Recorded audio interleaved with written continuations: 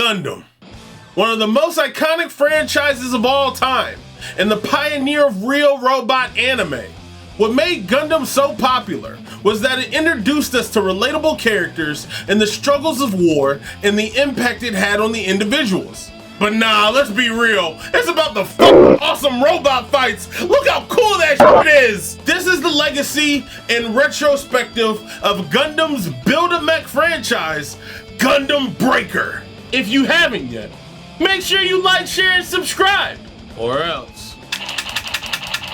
Back in the 2010s, as a franchise, Gundam has had no shortage of games up to that point. You see, Gundam had just been coming off of its latest release, Dynasty Warriors 3. Now, while the game gets the respect it deserves now, it was overall received poorly back then. A 4 out of 10? IGN! New life needed to be breathed. A new element needed to be added to revitalize the series. Enter Crafts and Meister.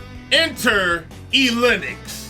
Craft and Meisters are listed as the main developers of the game, but I believe Linux had a major hand in the game's success. The development team as a whole had one chance to get this right, and man, did they hit it out of the park. Now, my experience with Gundam Breaker 1 comes from a PS3 emulated version of the game, which I clearly own legally, of course. Now, before I start praising and glazing the game, I have to note that the game is Japanese only, and my Duolingo classes and Weeaboo genetics only got me so far. I'm honestly impressed by the amount of features that are in this game that are expanded upon in later titles. Honestly, this game is a lot more difficult than later titles, but only because of the quality of life features that we get spoiled on in later games. For an example, if you lose a piece or you lose your head, you have to manually hit the trigger button to make that piece magnetically come back to snap to you. So you have to drop what you're doing to get the piece back. It doesn't come back automatically like in newer games. Now, the movement is heavy, which I don't hold too much against it because it is the first installment of the series. Not so good for combo extensions, but most of your combos are going to be looking like you're gonna be mashing the button about 5 or 6 times, and then you're gonna end it with an EX move. So there's not gonna be that much combo extension that we're used to in the latter game. Now, while we're touching the subject of EX move, you only get 3. So you get square, triangle, and circle. Customization is in this game, just don't get used to your builds because upgrading is a it's not the same system that we're used to nowadays where you can just merge the parts. You have to use these tickets and you have to get these other resources, and the games are Japanese, so I see big number go up, I equip. The story is pretty non-existent in 1. I know, funny, it's in Japanese, but it starts to flesh out in 2, which we're gonna talk about right now. Gundam Breaker 2 is the perfect example in gaming of taking a great foundation and building upon it to make it something even greater, but not be stubborn about the things that didn't work in the first game. I can't tell you the amount of AAA Ubisoft games I've played in the past that would keep in frustrating systems because they know what's best for you, but then have the audacity to sell you the solution to a problem they created in their game. Now, some of the major changes between this game and the first game is that general combat is much faster and more fluid than the previous game. The range mode, melee mode system has been removed. It's no longer a toggle. So if you want to attack with a melee weapon, all you have to do is hit the melee button. If you want to shoot, all you do is use the shoot button. The movement has been adjusted so you can do sharp turns. You can also do attack cancels while boosting. Shields no longer become destroyed if you take too much damage. Also, if a shield has a grenade or a beam saber in it, you can use it in this game. And did I mention that AI partners can actually revive you now and you don't get a game over if you die? There are a lot more quality of life changes I could go over, but one of the biggest ones is that they removed the star system on build parts and now it is the level system that we know today, where you can merge parts together and level them up instead. This means if I have an aesthetic that I enjoy, I'm incentivized to paint and spend more time fine-tuning my Gundam the way I want and having it look amazing in the cutscenes in this game. Now, when it comes to the story, my interpretation in scouring my local Reddit forums, this is Gundam the Isekai meets the Matrix. You start off in a Gunpla tournament and go through some mystical mumbo jumbo, and you're thrown into a simulation of the game. Now, while it doesn't go in too in-depth with the theming, some interesting questions start to arise. Is the AI in this simulation sentient? Because they're shown to have wants and desires. I watch characters die in this game and see them be sorrowful afterwards. I've seen some people online claim that you, the main character, was just playing the game and you were just going through an RPG and you don't really care what happens to the AI. But if that were the case, in the ending of the game, you go so far to save your partner NPC from the double Gundam, and then in the ending cutscene, that same NPC wonders if they'll ever see you again, meaning that you formed a connection of some sort. I enjoyed that the game added stakes to the story, and it's a shame because now we get a more kid-friendly, have to be the best Gunpla battler out there.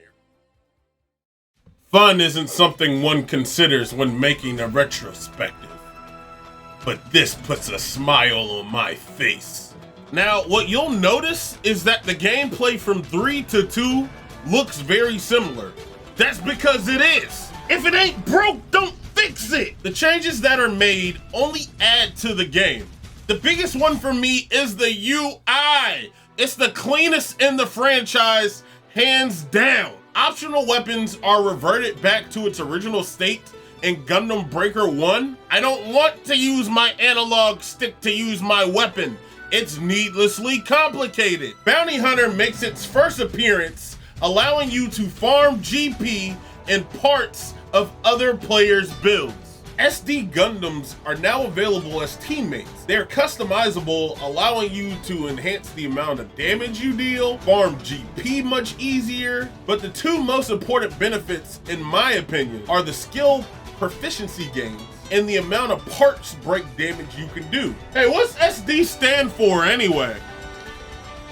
Super deformed? Are we allowed to say that? Don't worry, Robota. I love you just the way you are. The story's fine. Like I said, gone are the times when the stakes actually meant something. You, the protagonist, move to an area near the Ayato shopping arcade. The shopping district is falling on hard times now that the local Best Buy is taking all their customer base. You, the player, basically meet Misa in a video game arcade during their first Gunpla battle. Impressed with your ability, Misa forms a Gunpla battle team with you to try to revive the Ayato shopping district by making a name for yourselves and winning local competitions. It's a story about capitalism. Yay! Misa as the secondary protagonist is fine. She's annoying in a kid sister way. Love me some Robota though, that guy is amazing. Get him more screen time. You get an antagonist and rival in Will, who's basically the rich kid who's, I'm perfect at everything, and I ruin all the local businesses with my Best Buy. But even though I have millions and billions of dollars, I need to shut down this local game shop because they're becoming a thorn in my side. I joke about the story, but I personally believe this is the best game in the series and will remain so. You can get this game on Amazon or Play Asia. It is worth a buy, it is worth playing, because it just feels so great. They got everything right. Customization is so much fun. Just having the God Finger, or going Trans Am, or going Super Mode, or using the Dragoon. This is just a fun game, and you will sink several hours into it and still feel rewarded to want to come back and play more. New Gundam Breaker it's a game. It's certainly a video game. If Gundam Breaker 2 is the perfect example of what you should do when you make a sequel, then New Gundam Breaker is an example of what you should never do in video game development. Do you know what I want in my Gundam game? A dating simulator! There's a reason I said Linux played a major role in the success of this game. Did you know what they were in charge of when they developed the game? Linux was in charge of the motion and movement of the game. And do you know what sucks in New Gundam Breaker? The motion and movement of the game! Do you know what major game Crafts and Meister was responsible for? Super Dragon Ball on the PS2! Oh boy! Out of all the Gundam Breaker games, this game has the worst UI I have ever seen in a Gundam game. If you've played the game, I want you to pretend that you've never played the game before. Can anybody comment down below what is literally going on right now in this visual garbage? Why are my parts breaking every 5 seconds? Why can't I just keep the build that I started with when I made the mission? What quest objectives am I even supposed to do? How did I score a point just now? In my previous Gundam video, I had people argue with me, PvP is what ruined this game. No, this was never a good game. If you put PvP in Gundam Breaker 3, I promise you, you'll have a much better time playing the PvP in that game. The story just fails at a fundamental level. The student council rules the school and preaches that might makes right, bullying other students, which raises questions like, where the hell is a teacher? And spoilers, why do I become the student council president just because I won a children's card game? I mean a mech game. This game was a commercial flop. When New Gundam Breaker released, players and critics heavily criticized the game for its broken mechanics. Japanese video game magazines gave it an average score of below 30. Its all-time peak numbers on Steam was 421 people. Currently, 3 people are playing this game right now for some reason. This game is the sole reason why we had to wait 6 years to get another Gundam Breaker game. My only saving grace and hope for Gundam Breaker 4, since this is the same development team, is that they learned their lesson and they are going back to the roots on what made Gundam Breaker a good game. That's going to be the end of the video. I just want to say thank you guys for pushing us over 250 subscribers. Videos like these can take time, and if you want to see me cover different games or upcoming games like this, leave a like and a comment down below. Let me know what I can improve on. I'm D-Lion, the Super Hate Bros, and I'll see you guys in the next video.